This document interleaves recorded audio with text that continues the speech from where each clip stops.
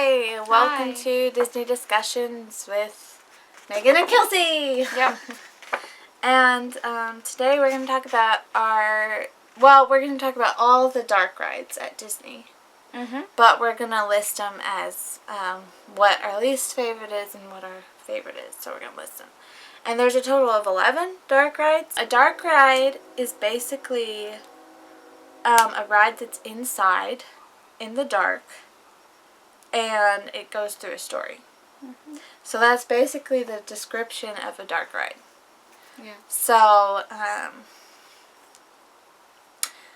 it's not a roller coaster, and it's not like an outside kiddie ride. It goes through a story, and it has to be inside, in the dark, with different visual effects to make the story happen. Yeah. Number 11 for us, which is It's a Small World. I'm sorry. It was her favorite ride when she was 4. When I was small, When she was 4, it was her favorite. For any little girls, it's an adorable ride that you love. Because it has all the little dolls. It's really cute. It's a cute music. ride. It is cute. And you're on a boat. And that's cute too. But all it is the song over and over in different languages. And all the different dolls from the different countries. Yeah. That's the whole point of it. It's way too long. For one thing. She did not like it. I'll go on it again for my friends, but that we bring to Disney World, but it's my least favorite. For one thing, it's way too long. For another thing, it's just the same chorus, basically, over and over and over and over and over and over and over again. And then, lately, dolls kind of creep me out now. So, yeah. I think it's cute. I think it's a cute ride. I would go on it every time that we go to Disney. At least once. Probably not more than once. But once. For you. But I didn't get as annoyed with it as she did. I was really tired of the ride. She got really tired of the ride. Very, very quickly. I didn't really get tired of the ride. I was just kind of laughing because she was getting tired of the ride. And I could see her facial expression. Dolls kind of creep me out now. They're little bit. Cute. They're cute. And they're Some all dolls different are okay, countries and cultures. I like that about it. That's what I like about it. I like all of the different countries and cultures. And the ride really has a good message, too, because it's about how we should all get along, even though we're all from different cultures and stuff. Yeah. It has a really good message. But it's way too long. Number 10. The Seas of Nemo and Friends. Now, this ride is a pretty cool ride. Yeah. I like the way they do it because they have it in an actual aquarium, but they have the different projections of the characters from Finding Nemo. What? Nothing. Projected in the actual water with the actual fish. And that's what's really cool about it. It is very similar to the Journey of the Little Mermaid undersea ride. Under the Sea ride. It's very similar. Except it's not going throughout the whole Finding Nemo story. Yeah. It's kind of like a side story kind of thing. Yeah, it's kind of like the a movie. side story. Kind of like... Or after the musical. They just, pop up here and there, the different characters. And so that's kind of cool. Like they're trying to find Nemo. Yeah. Because he's hiding. It's kind of cute. It's kind of cute, yeah. But it's kind of cute, but... Yeah. It's not really... There's not that much... to it. Yeah, The thing that really makes it different than the others is the projection into the actual aquarium with real sea animals. Yeah. So that's what sets it apart from other rides. Yeah. Other than that, it's okay. I mean, I'd still go on it. Yeah. Often, but you know, it's definitely not one of my favorite. It's one of my least favorite. But you know, it's Disney. I love all the rides here. Yeah. So yeah, so that's number 10 for us. Number 9 is Journey into the Imagination with Figment. Yep. Now this ride is lesser known. Uh-huh. It's not talked about that often. No. Not very often. It's kind of it's cute. It's cute, but there's his dragon is called Figment. Like your figment of imagination. Yeah. And so what's going on is the scientist is doing experiments. Yeah. And Figment decides to mess with the experiments. And so you go on this wacky ride. Yeah. First it kind of starts off like because you're testing different things like seeing. He's talking about imagination, basically. Yeah, it's about your imagination. Your imagination. Testing different things with your imagination. Seeing things and then hearing. And then they talk about tasting and feeling, but they don't actually go. But then they do have a smelling, so. Yeah, they do have smelling too, yeah.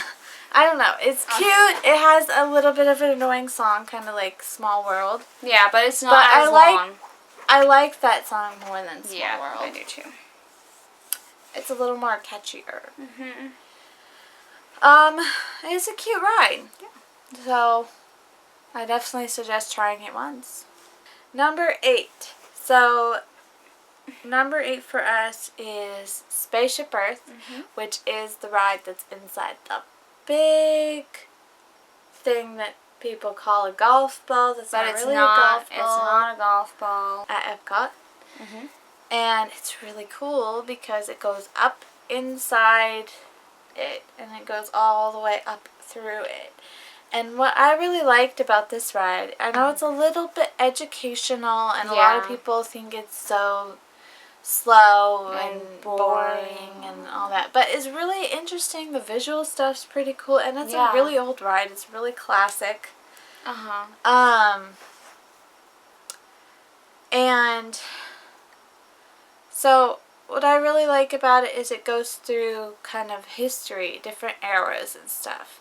So you see the, what is it, like the Greek warriors and like the cavemen and people coming up with the ways to contact each other. So like writing, and eventually talking on the phone. It talks, and the whole time that it's talking Judi Dench. to you. Talking to you. So that's kind of cool. Telling you all about these different things. And it's kind of like you're on a tour of historical. What do you want to call it? Monumental things. Yeah. Like historical points in time. Yeah, in the timeline that are important. Plus, you can also get different languages too. You can hear it in different languages too. Oh, that's cool. I didn't know that. You didn't know that? No. Yeah, in the first screen. I don't remember. In the first screen, it says, "What's your language?" This is the kind of thing she would remember, not me. Because they have Japanese. Maybe.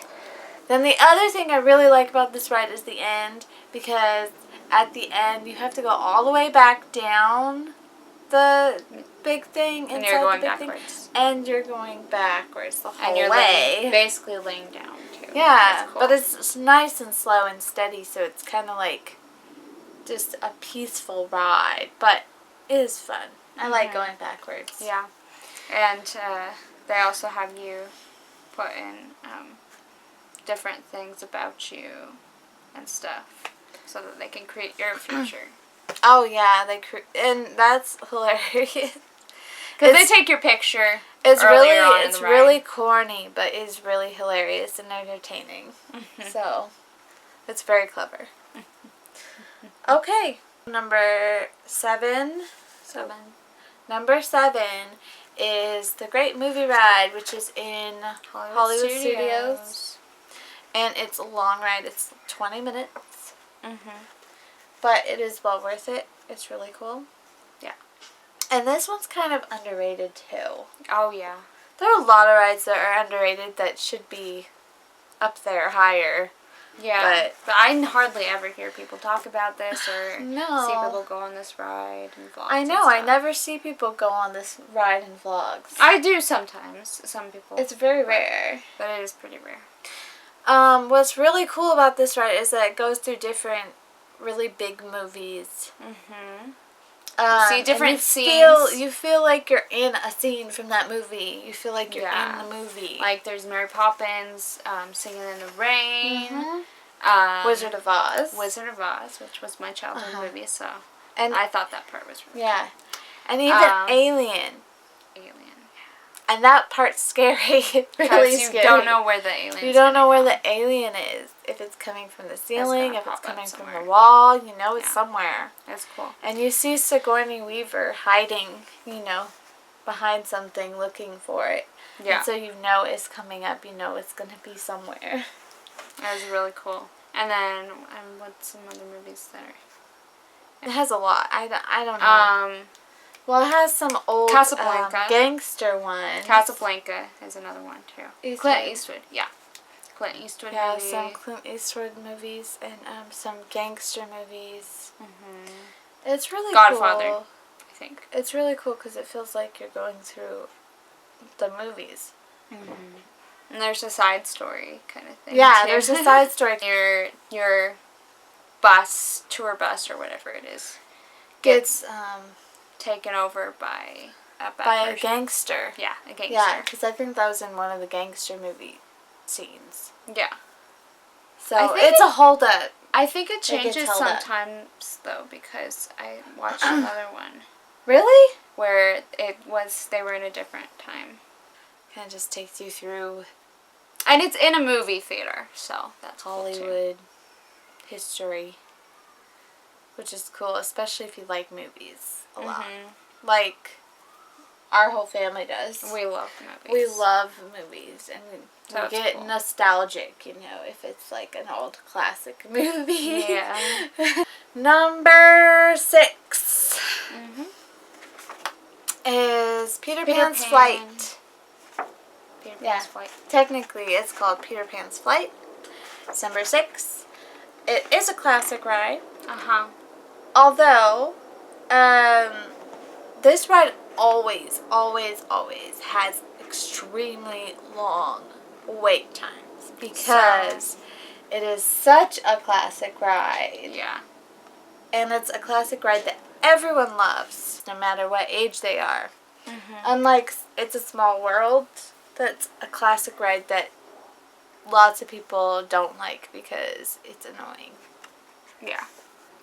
But everyone loves Peter Pan's Flight. So, you may want to get a fast pass for this one. Yeah, you'll need either a fast pass to get this ride, or you'll have to do it first thing in the morning. Or during magic hours. That's the only way to do it. Yeah. Do not wait an hour in line for it. Because it's a good ride, it's fun, but it is really short. Yeah. It is really short. So, it's a ride that you must do, but you must do it the right way. Yeah. 'Cause I think it's even shorter than Mine Train. I'm pretty sure it's shorter than Mine Train. Yeah. And to wait an hour for a ride that's only 2 minutes long, because that's probably about how long it is. Mine Train is like 2.5 minutes long. Yeah. Not worth it. Not worth But the good thing about this ride is that it's really cool because you sit in a ship and you feel like you're flying over the whole story. Because it starts in London at the Darling household. Yeah. And then it ends in London at the Darling household when you say goodbye to them. So it's really cool. And then I love the cast members because they sprinkle pixie dust on your ship, and that's what makes the bar go down. And that's really cool. Yeah, that's cool. So it's a fun ride, and you feel like you're flying. Because you can't see. You can't see the thing. Because it's up above. Because it's up above you. So you and can't. It feels a there's little like bit no track jerky underneath too. So it's really cool. It's definitely a good ride, but it's number 6 for a reason. So yeah, it's a little bit too short. Number 5. 5. Journey of the Little Mermaid Under the Sea is number 5. Because it actually is a really cool dark ride. Yeah. You feel like you're really going under the sea. It's a really good illusion that they do.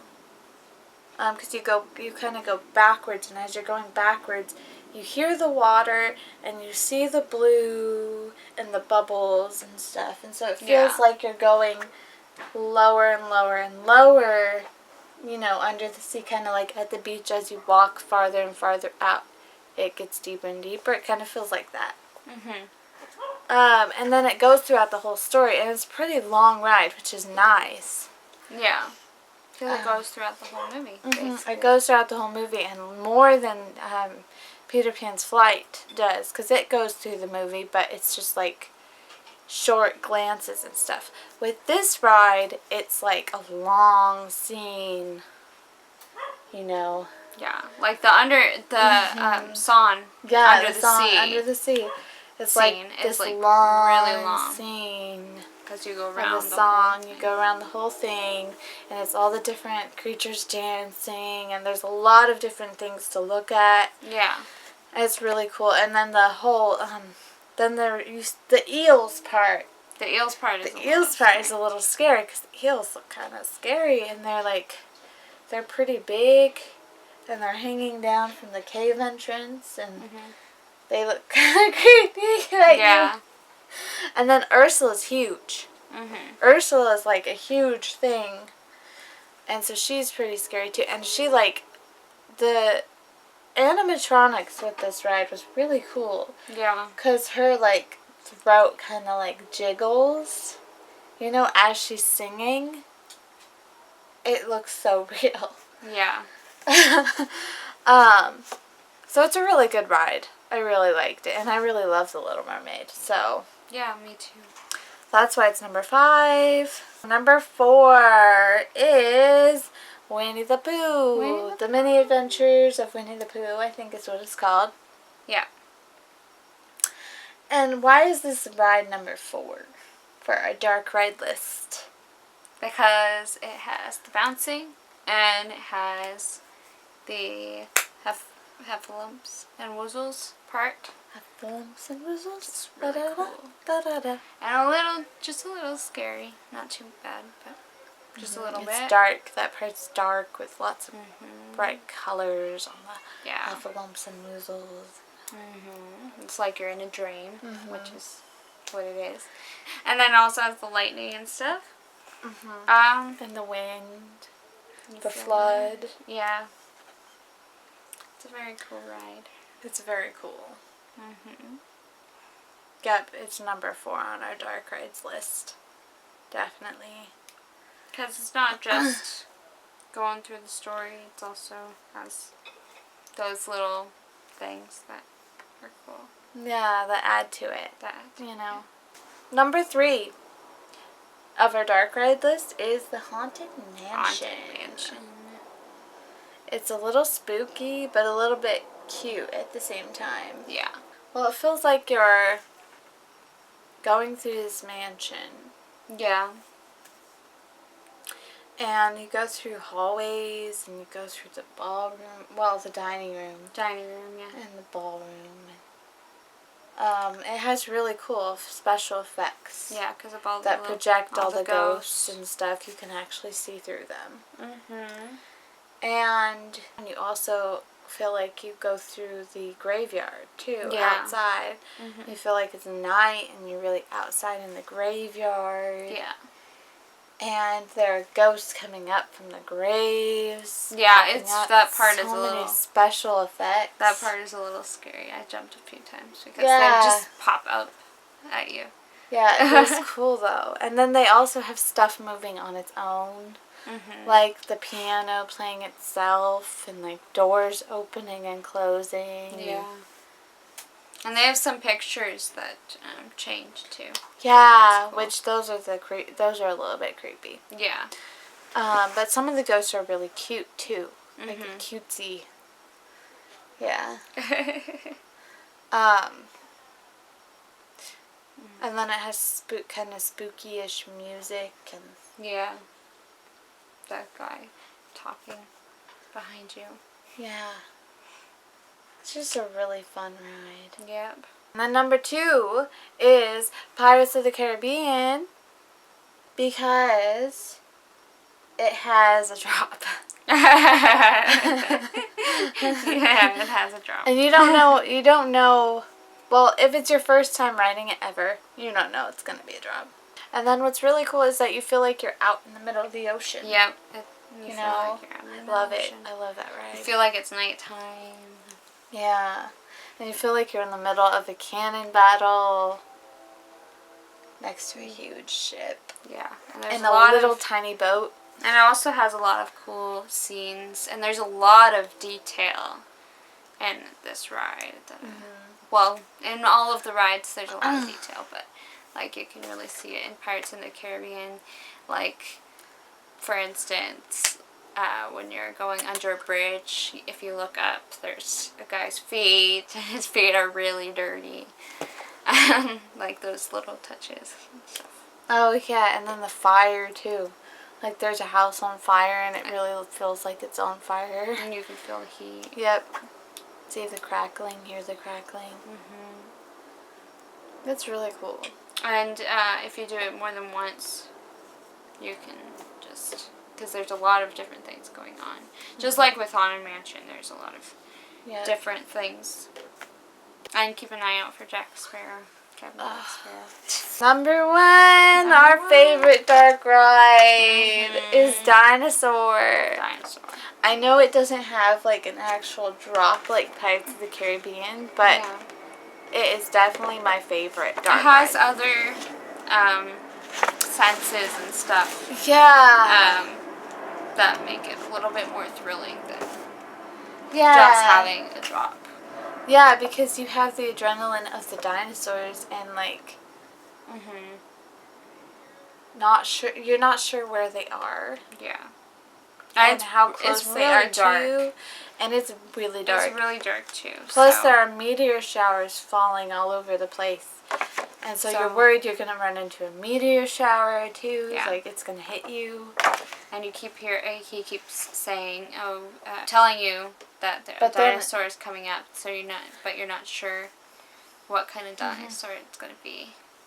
Except it is really scary. Lots of people can't go on it. Yeah, lots of people can go on rides like Rock and Roller Coaster and Tower of Terror and Everest, but they can't go on Dinosaur.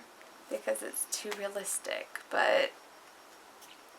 It's more realistic. It's definitely, the dinosaurs in that ride are more realistic than in Jurassic Park at Universal. Yeah. For sure. They're very realistic because you can kind of see them jiggling and you can hear the running behind you, and you can you look back and it looks like he's running after you. Yeah. And then there's some dinosaurs eating other dinosaurs, and it looks realistic because it looks like they're wiggling in their mouth. Oh gosh, that's so gross. Thank you for watching us talk about Disney stuff.